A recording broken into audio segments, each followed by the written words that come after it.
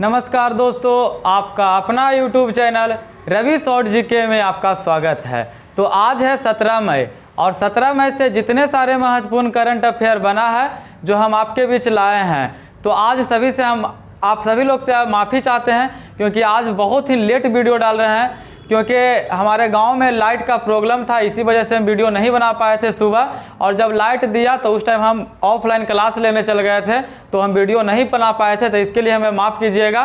तो चलिए आज का प्रश्न शुरू करते हैं। आज का प्रश्न है कि हाल ही में गृह मंत्रालय ने किस तारीख को आतंकवाद विरोधी दिवस मनाने की घोषणा किया है? तो कब किया है? 21 मई को। यानी कि अब हर एक वर्ष 21 मई को मनाया जाएगा क्या?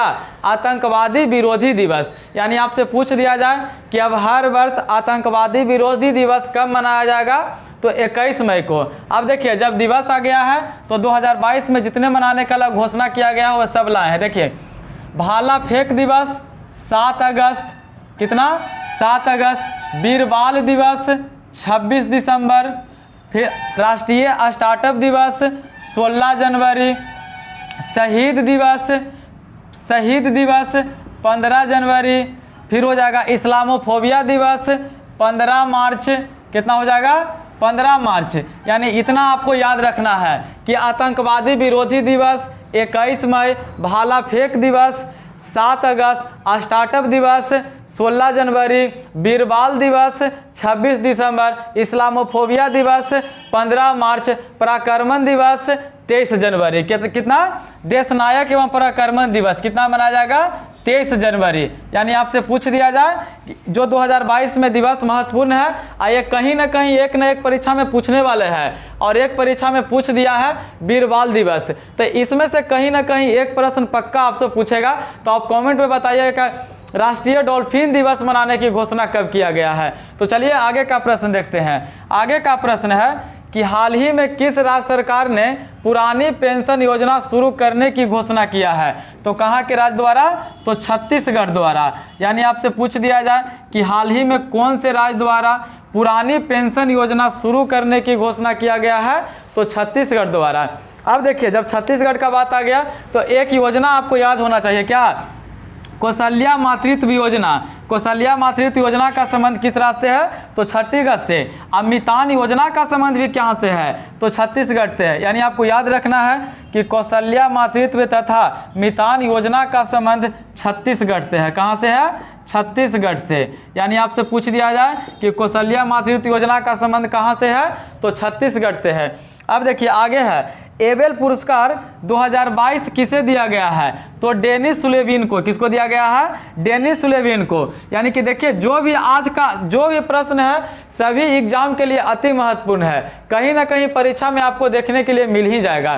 तो कब हो जाएगा? एबेल पुरस्कार 2022 किसे दिया गया है? तो डेनिस सुलेविन को। अब देखिए आगे है, प्रीतजकर पुरस्कार 2022 किसे दिया गया है? तो फ्रांसीसी केरे। किसको? फ्रांसीसी केरे। यानी आपसे पूछ दिया जाए कि प्रीतजीकर पुरस्कार 2022 ईस्वी में किसको दिया गया है? तो किसको दिया गया है? फ्रांसीसी केरे। कौन? किसे? फ्रांसीसी केरे। अब देखिए आगे है, भारत की सबसे भरोसेमंद सार्वजनिक क्षेत्र की कंपनी कौन बन गई है? तो कोल इंडिया बन गई है। कौन बन गई है? कोल इंडिया। यानी आपसे पूछ दिया जाए कि भारत की सबसे भरोसेमंद की सार्वजनिक कंपनी कौन बन गई है? तो कोल इंडिया बन गई है। कौन बन गई है? कोल इंडिया। अब देखिए आगे का है, असम वैभव पुरस्कार किसे दिया गया है? तो रतन टाटा को दिया गया है। किसे दिया गया है? रतन टाटा। यानी आपसे पूछ दिया जाए कि असम वैभव पुरस्कार किसे दिया गया है? तो रतन टाटा को दिया गया है। और रतन टाटा को क्यों दिया गया है? तो कैंसर के मतलब कि देखभाल के लिए, उपचार के लिए पैसा मतलब कि मदद किए थे कैंसर रोगियों को, इसीलिए दिया गया असम वैभव पुरस्कार। किन्हें? रतन टाटा को। अब देखिए आगे का प्रश्न है, इटालियन कप। सबसे पहले आपको याद होना चाहिए कि इटालियन कप का संबंध फुटबॉल से है। और इटालियन कप प्रतियोगिता 2022 का खिताब किसने जीता है? तो इंटर मिलान। कौन जीता है? Inter Milan. यानी आपसे पूछ दिया जाए कि हाल ही में जो हुआ इटालियन कप 2022 प्रतियोगिता, वह विजेता कौन है? तो इंटर मिलान। कौन है? Inter Milan. अब देखिए आगे का है कि स्वदेश दर्शन पुरस्कार की शुरुआत किस मंत्रालय द्वारा किया गया है? तो पर्यटन मंत्रालय द्वारा। कौन से मंत्रालय द्वारा? पर्यटन मंत्रालय। यानी आपसे पूछ दिया जाए कि स्वदेश दर्शन पुरस्कार की शुरुआत किस मंत्रालय द्वारा किया गया है? तो पर्यटन मंत्रालय द्वारा किया गया है। अब देखिए आगे है, लोकमान्य तिलक पुरस्कार 2021 किसे दिया गया है? तो साइरस पूनावाला। किसको दिया गया है? साइरस पूनावाला। यानी आपसे पूछ दिया जाए कि लोकमान्य तिलक पुरस्कार 2021 में किसे दिया गया है? तो साइरस पूनावाला। और साइरस पूनावाला कौन सी कंपनी के मालिक है? तो सीरम इंस्टीट्यूट ऑफ पुणे। और कौन सी मतलब कि वैक्सीन बनाया है? तो कोविशील्ड। कौन बनाया है?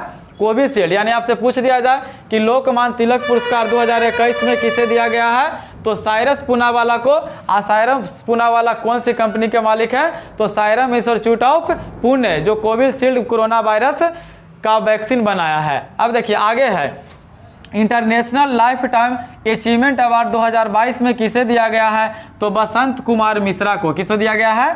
बसंत कुमार मिश्रा को। लेकिन आपसे पूछ दिया जाए कि बैडमिंटन का लाइफ टाइम अचीवमेंट अवार्ड किसको मिला है? तो प्रकाश पादुकोण। किसको मिला है? प्रकाश पादुकोण। प्रकाश पादुकोण कौन है? तो दीपिका पादुकोण के पिताजी। यानी आपसे पूछ दिया जाए कि international life time achievement award 2022 किसे मिला है? तो बसंत कुमार मिश्रा को। और badminton life time achievement award किसको मिला है? तो किसे मिला है? तो प्रकाश पादुकोण के। अब देखिए आगे है, world photographer of the year 2021 में किसे दिया गया है? तो एलेजांद्रो प्रीतो। किसको दिया गया है? एलेजांद्रो प्रीतो को। यानी आपसे पूछ दिया जाए कि world photographer of the year 2021 किसे दिया गया है? तो एलेजांद्रो प्रीतो को दिया गया है। अब देखिए आगे है, हाल ही में किसने गति शक्ति संचार पोर्टल लॉन्च किया है? तो कौन किए हैं? अश्विनी वैष्णव। कौन किए हैं? अश्विनी वैष्णव। यानी आपसे पूछ दिया जाए कि हाल ही में किसने गति शक्ति संचार पोर्टल लॉन्च किया है? तो अश्विनी वैष्णव। कौन लॉन्च किए हैं? अश्विनी वैष्णव। और अश्विनी वैष्णव वर्तमान में कौन है? तो भारत के रेल मंत्री और भारत के आईटी मंत्री भी कौन है? तो अश्विनी वैष्णव। अब देखिए आगे क्या है, sports star of the year 2022 पुरुष में किसे चुना गया है? तो चुना गया है नीरज चोपड़ा को। किसको चुना गया है? नीरज चोपड़ा। किसको चुना गया? नीरज चोपड़ा। यानी आपसे पूछ दिया जाए कि sports star of the year 2022 पुरुष में किसे चुना गया है? तो नीरज चोपड़ा को। और पूछ दिया जाए कि sports star of the year 2022 में महिला में किसे चुना गया है? तो मीराबाई चानू को। यानी स्पोर्ट्स ऑफ द ईयर 2022 किसे चुना गया है? नीरज चोपड़ा को पुरुष में, और महिला में चुना गया है मीराबाई चानू को। अब देखिए आगे है, व्यक्तिगत खेल में सर्वश्रेष्ठ खिलाड़ी किसे चुना गया है? तो लवलीना बोर्गोहेन को चुना गया है। किसको? लवलीना बोर्गोहेन को। अब देखिए आगे का प्रश्न है कि वर्ष की सर्वश्रेष्ठ पैरा एथलीट महिला किसे चुना गया है? तो अवनी लेखरा। किसको चुना गया है? अवनी लेखरा। किसको चुना गया? अवनी लेखरा। और अवनी लेखरा का संबंध किस खेल से है? तो शूटिंग से है। यानी आपसे पूछ दिया जाए कि वर्ष की सर्वश्रेष्ठ पैरा एथलेटिक महिला खिलाड़ी किसे चुना गया है? तो अवनी लेखरा को चुना गया है। और अवनी लेखरा का संबंध किस खेल से है? तो शूटिंग से है। अब देखिए आगे है, हाल ही में किस संस्थान ने युवा टूरिज्म क्लब स्थापित करने की घोषणा किया है? तो यह सीबीएसई द्वारा। किसके द्वारा? सीबीएसई द्वारा। यानी आपसे पूछ दिया जाए कि युवा टूरिज्म क्लब का उद्घाटन करने की घोषणा किसके द्वारा किया गया है? तो सीबीएसई द्वारा किया गया है। और सीबीएसई के वर्तमान अध्यक्ष हम कल ही आपको बताए हैं क्या? निधि छिब्बर। क्या चीज? निधि छिब्बर। यानी आपसे पूछ दिया जाए कि सीबीएसई के वर्तमान अध्यक्ष कौन है? तो निधि छिब्बर। कौन बने हैं? निधि छिब्बर। और आपसे पूछ दिया जाए कि हाल ही में युवा टूरिज्म क्लब स्थापित करने का घोषणा कौन किया है? तो सीबीएसई। और सीबीएसई के वर्तमान अध्यक्ष है निधि छिब्बर। अब देखिए आगे है, 17वां मिस यूनिवर्स 2021 का खिताब किसने जीता है? तो हरनाज संधू। कौन? हरनाज संधू। और हरनाज संधू कहाँ के रहने वाले हैं? तो चंडीगढ़ के। कहाँ के? चंडीगढ़ के। यानी आपसे पूछ दिया जाए कि 17वें मिस यूनिवर्स का खिताब कौन जीता है? तो सरनाज संधू। कौन? हरनाज संधू। और हरनाज संधू कहाँ के रहने वाले हैं? तो तो हरियाणा के रहने वाले हैं। कहाँ के? सॉरी, चंडीगढ़ के रहने वाले हैं। अब देखिए आगे है, पद्म विभूषण 2022 में कितनों लोगों को दिया गया है? तो 4 लोगों को दिया गया है। कितने लोगों को? 4 लोगों को। और 4 लोगों को किनको दिया गया है हम आपको वीडियो एक बना दिए हैं, तो आज हम डिस्क्रिप्शन में उसका लिंक डाल देंगे, तो उसको आप देख लीजिएगा।